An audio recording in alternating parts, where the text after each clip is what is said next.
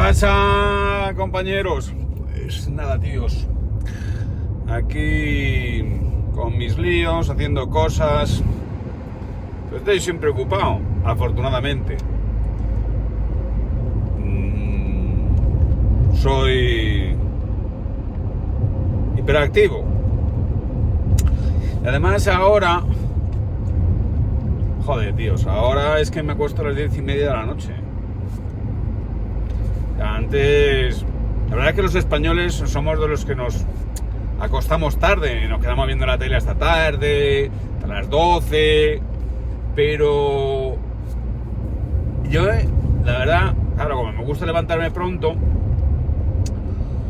para hacer cosas, pues es que si no, no me da el día, ¿no? Pues claro, cada vez llegaba por la tarde más cansado. Entonces, me acuesto a la hora de los niños, a las 10:30.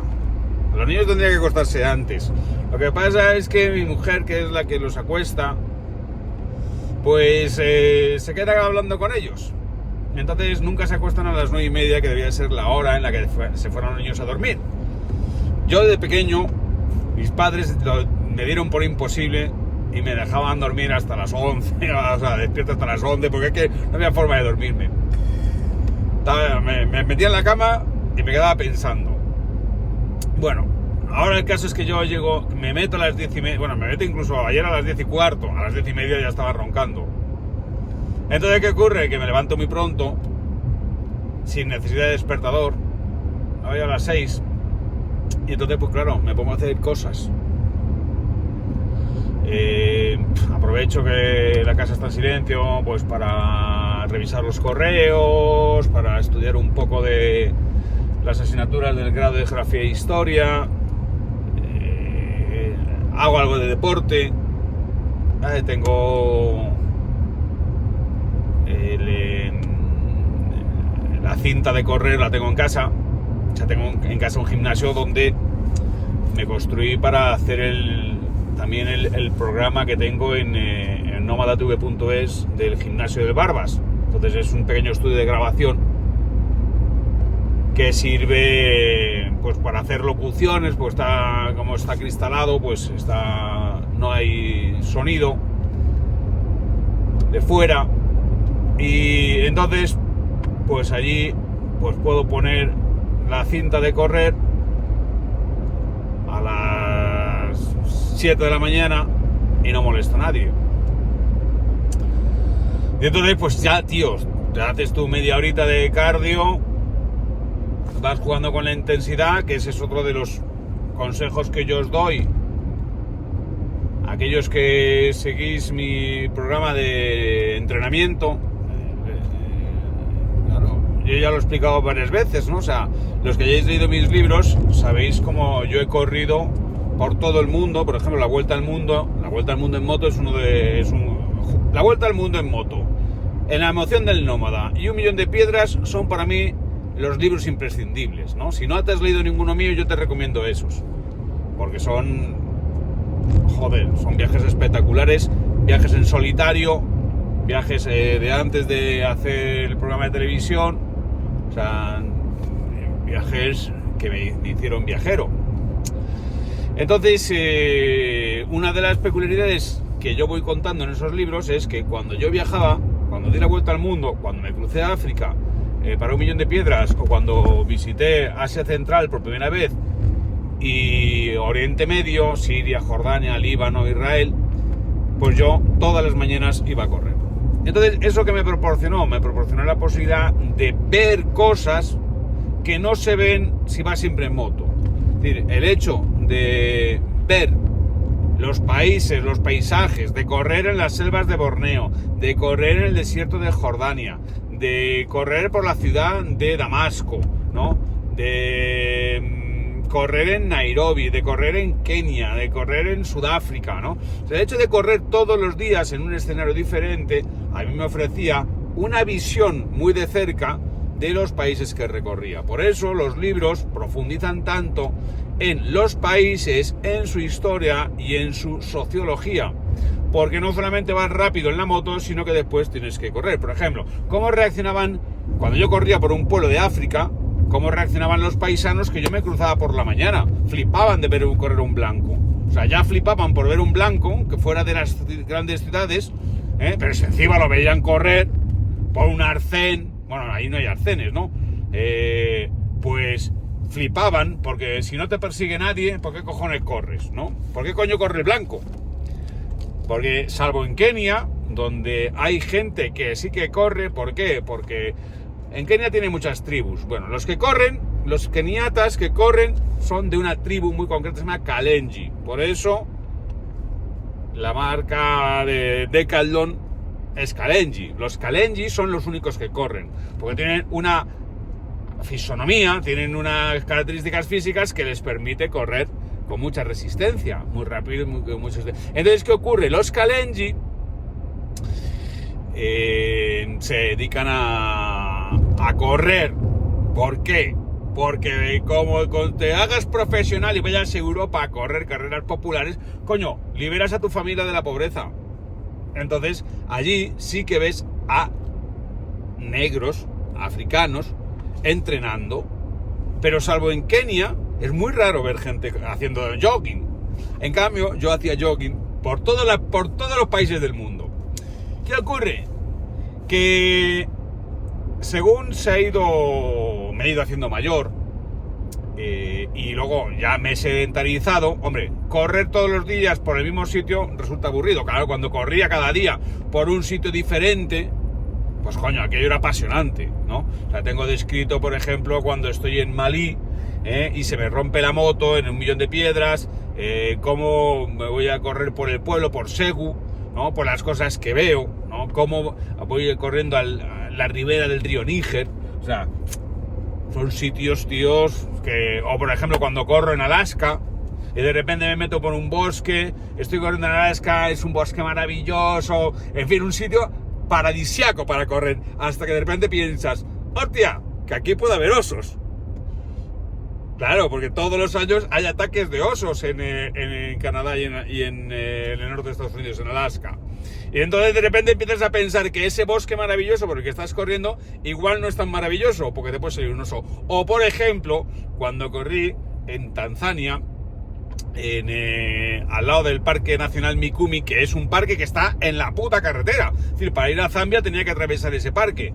Joder, pues que te vas a correr por la mañana y lo primero que te encuentras son hipopótamos y elefantes, tío. ¿Tú sabes lo que es correr con elefantes y hipopótamos a los lados? Es acojonante, y como digo en el libro, en los dos sentidos de la palabra. Es decir, acojonante en el sentido de que es flipante, pero acojonante también en el sentido de que acojona, porque estás corriendo entre animales salvajes, y de los animales más peligrosos que hay en África son los hipopótamos. Los hipopótamos no son ninguna broma, son los animales que... Los búfalos y los hipopótamos son los animales salvajes que más peña matan. Porque un hipopótamo tú lo ves gordito y lo ves simpático, hostia, como se siente amenazado. Y corren que se las pelan. Bueno, entonces, ¿qué ocurre? Que yo he corrido por todos esos sitios y claro, correr por todos esos sitios pues me ofrecía unas experiencias espectaculares, me permitía conocer los países y además pues era muy entretenido. ¿Qué ocurre? Que según me he ido haciendo mayor, primero las articulaciones cada vez están más cascadas, entonces por ejemplo mi padre que ha corrido siempre, pues ya le han tenido que operar de la cadera, ¿no? Ya le han puesto una prótesis y sigue corriendo el tío, menos que menos tiempo, porque claro, yo es que antes corría una hora diaria, claro, una hora diaria todos los días es mucho impacto. Entonces, lo que hice fue sustituir el correr en la calle, que al final es más duro, por correr en la cinta y reducir el tiempo de carrera. Entonces, ahora corro simplemente media hora. ¿Qué ocurre cuando corres media hora? Pues que si antes corría una hora y ahora corro media hora, directamente el impacto que sufren mis articulaciones es un 50% inferior. ¿Pero qué ocurre? Claro, no es lo mismo correr media hora que correr una hora entera. ¿Cómo consigues que el esfuerzo, es decir, tu capacidad aeróbica no disminuya y te mantengas en forma? Pues aumentando la intensidad. Cosa que con la cinta de correr es muy sencillita, porque tú tienes ahí un botón que hace que la cinta de correr vaya más o menos despacio.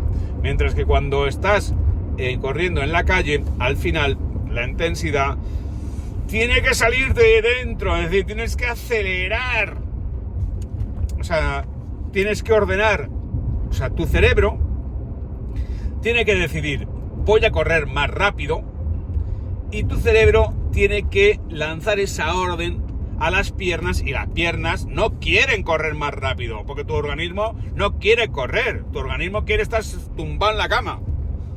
Tu organismo lo que quiere es estar tumbado en la cama, estar tocándose los huevos y comer. Eso es lo que tu organismo quiere. No quiere que lo fuerces a hacer deporte.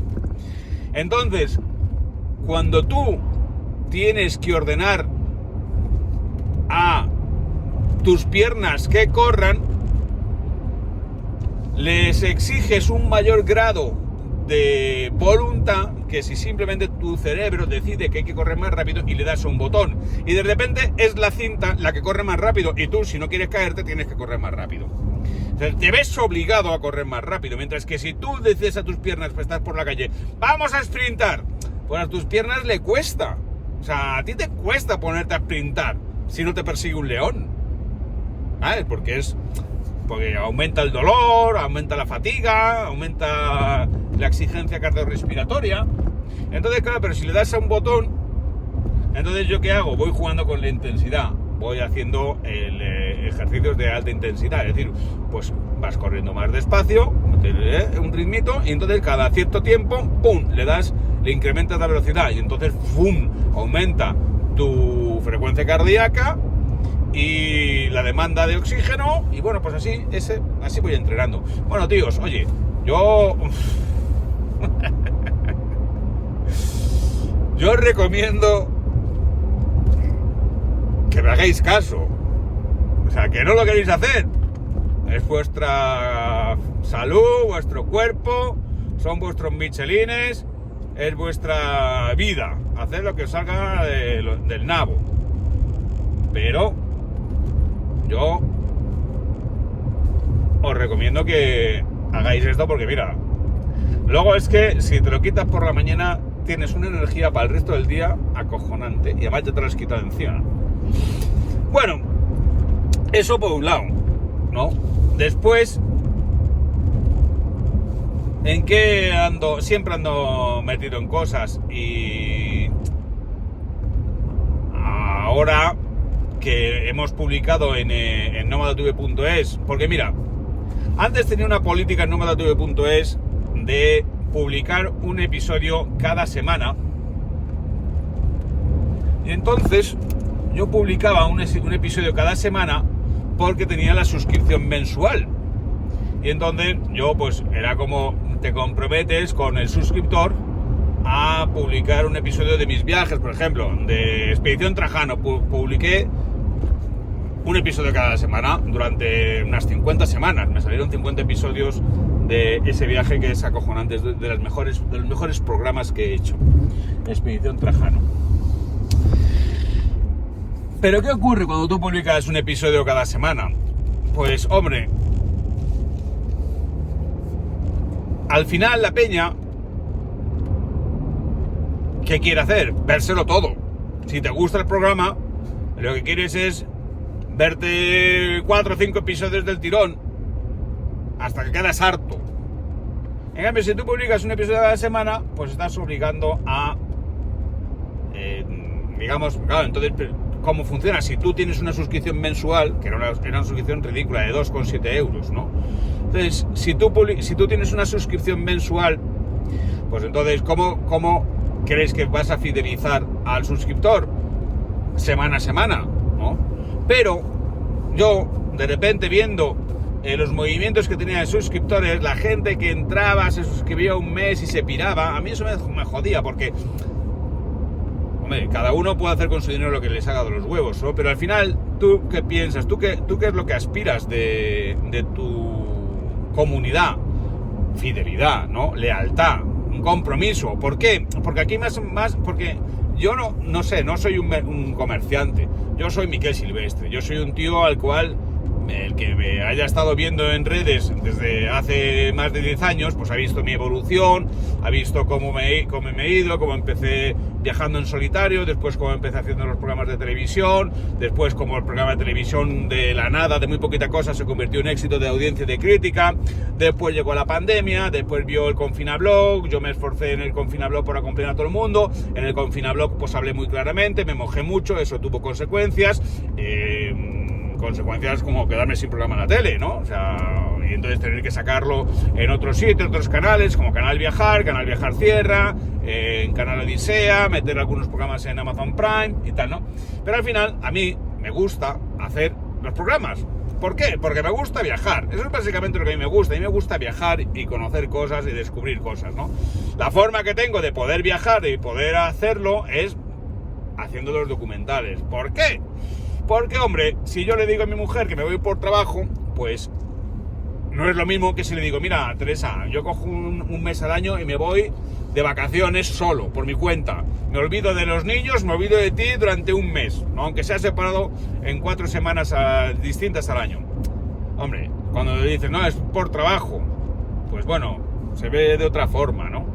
Entonces, ¿qué ocurre? Que yo, para poder hacer los documentales, necesito cobrarlos. Y he pedido esta pequeña ayuda a los miembros de mi comunidad, en el sentido de decir, mira, les voy a poner una cuota muy barata, la mínima que se pueda cobrar para que la plataforma al final no me cueste dinero, que son 29 euros al año. 29 euros al año, eso lo puede pagar cualquiera, porque tú la pagas y tienes, no es que es un año que si te suscribes en junio tengas solamente 6 meses hasta enero, no. O sea, tú cuando te suscribes por un año tienes 365 días enteros, ¿no? De ver programas.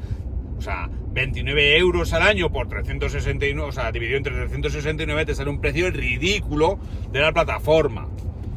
Pero ese precio ridículo no cubre el gasto de los documentales. Primero porque lo que a mí me deja la plataforma no es el 100%.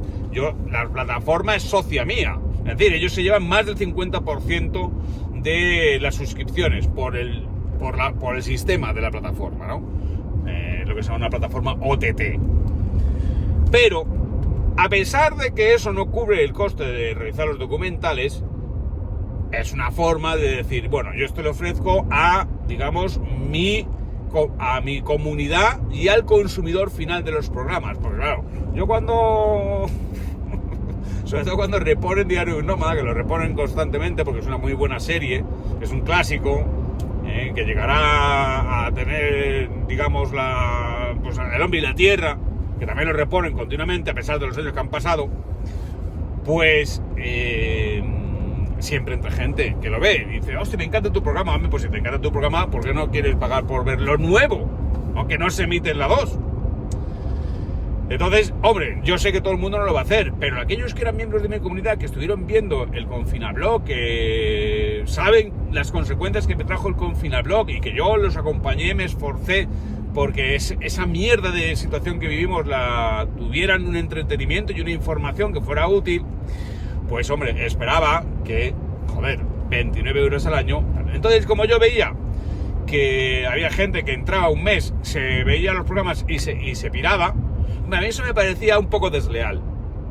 Entonces decidí que si te suscribes es por 29 euros al año. O sea, que te suscribes el año entero. Y a partir de ese momento lo que hice fue publicar las series enteras.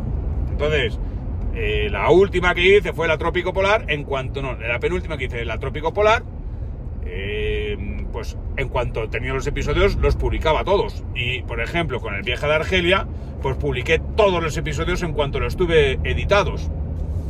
Entonces llevo días, semanas sin poner episodios nuevos. ¿Por qué? Porque no viajo. Pero eso se va a acabar porque ahora me voy otra vez de viaje el 10 de abril. Cojo el avión y me voy a Palermo. Ya llegaré por la tarde, sé que hasta el 11 no me pondré en marcha. Si la moto arranca y no tiene pegas, no tiene problemas, pues cogeré la gorda y tengo que llegar hasta Atenas.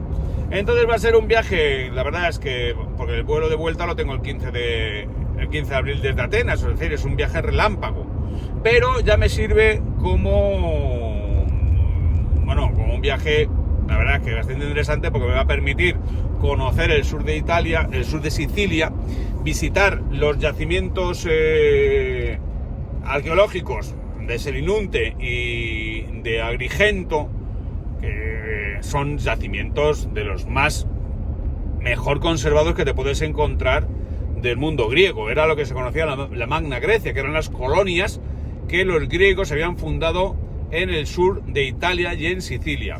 Entonces allí hay unos yacimientos, unos templos, una cosa pero muy bestia, muy heavy, como por ejemplo parecido al templo que visitamos también de Segesta en Sicilia. O sea, de los yacimientos, de los templos más brutales, ¿no? O sea, grandes, llenos de columnas, enteros. Entonces, eso es acojonante. Después tengo que saltar a la Bota, es decir, atravesar el estrecho de Mesina, visitando también otra de las ciudades fundadas por los griegos, que fue Siracusa, y Taormina, y Mesina. Y entonces cruzar a Reggio, que está ya en la punta de la Bota de Italia. Y de ahí pasar por Tarento. Tarento es la única colonia que fundaron los espartanos.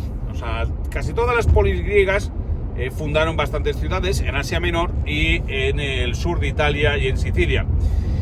Alguna en la península ibérica, como Emporio, como Ampuria, Rosas, y incluso en África, como por ejemplo Cirene, en la actual Libia, o Naucratis, que era una factoría en el delta del Nilo. Bueno, ¿qué ocurre?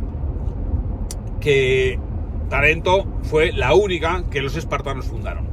Y de ahí a Tarento ya irme a Brindisi y coger el ferry que me lleve hasta Grecia, hasta Patras, y de ahí ir costeando por el Golfo de Corinto, visitar Delfo, o sea, el templo dedicado al oráculo de Delfos, contar la historia del oráculo de Delfos, que es súper graciosa, y llegar a Atenas. Yo me río con esto del oráculo de Delfos, porque claro, todo el mundo ha oído hablar del oráculo de Delfos, no sé qué, no sé cuánto, pero la cosa que yo te cuento en los programas, mira, simplemente para que veáis alguna de las cosas que yo cuento, el que no quiera ver mis programas, allá él, la verdad. A mí me encanta el hecho de que solamente aquellas personas que tienen verdadero interés los vean, y que aquellos que no tienen interés que se jodan y no los vean, porque se están perdiendo algo realmente extraordinario. ¿Por qué? Porque las cosas que yo te digo no te las dice nadie. Yo, por ejemplo, cuando visité el oráculo de Delfos, que ya lo he contado en alguna otra ocasión, el oráculo de Delfos era muy famoso y era un templo que ganó muchísima pasta, porque claro, cuando tú ibas allí a recibir los oráculos, porque a recibir el consejo, porque los griegos eran muy supersticiosos. Los griegos tenían que leer el futuro en las vísceras de los peces, de las vísceras de los pájaros, buscar, digamos, los designios divinos, ¿no? Y una de las mejores formas de conocer los designios divinos eran los consejos, las respuestas que el oráculo de Delfos daba. Entonces, el oráculo de Delfos, en primer lugar, cosas curiosas. Al principio, las sacerdotisas de Delfos eran tías buenísimas, eran tías jóvenes, estaban buenísimas. ¿Qué ocurrió? Que llegó uno, secuestró a la sacerdotisa y la violó. Entonces, ¿qué hicieron? Las sacerdotisas precisamente eran viejas, pero vestidas de doncellitas, ¿no? O sea, entonces ya para que se quitaran las ganas de secuestrarlas y violarlas. Después, el oráculo de Delfos estaba situado sobre una fisura en la roca, de donde salían unas emanaciones. Estas emanaciones gaseosas, porque claro, tú cuando ibas al oráculo a que te aconsejara, pues el oráculo como que entraba en trance porque hablaban los dioses, ¿no? Apolo le decía cuál iba a ser tu destino. No, en realidad es que se colocaba el arúspice, es decir, el intérprete de la voluntad de los dioses, se colocaba encima de esta fisura. De esa fisura salían unos gases que le colocaban y entraba en trance. Y entonces ya... Pero después lo más curioso era que el oráculo de Delfos nunca se equivocaba, porque te daba siempre respuestas difusas. Es decir, no te decía sí o no, sino que era como los buenos lectores de cartas que le dicen algo que a todo el mundo le encaja, ¿no? Entonces, el ejemplo más categórico, más clásico,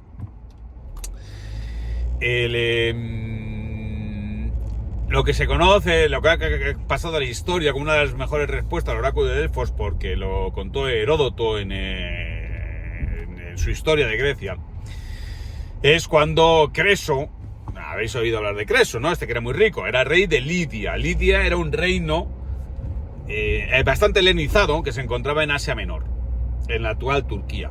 Bueno, pues Creso fue a visitar el oráculo de Delfos y le preguntó si debía combatir al imperio persa, porque el imperio persa ya estaba entrando en Anatolia y tal. Entonces dije, ¿qué debemos hacer? Debo combatir al imperio persa. Y entonces el oráculo le contestó. Le contestó: si atacas al imperio persa, destruirás un gran reino. ¿Y qué entendió Creso? Hostia, me está diciendo el oráculo que vaya por los persas porque voy a destruir su reino. Y entonces Creso atacó a los persas y destruyó un gran reino, sí, el suyo. O sea, fue derrotado y vio como su capital, Sardes, era conquistada por los persas e incendiada. Y él capturado y esclavizado por los persas. Así que esas eran las respuestas del oráculo. Es decir, el oráculo te podía decir blanco, negro, que dependía... claro, el oráculo tiene razón. Si atacaba a los persas, destruyeron un gran imperio. Ahora bien, lo que no había dicho era qué imperio o qué reino. Y bueno, lo mejor es lo que le dijo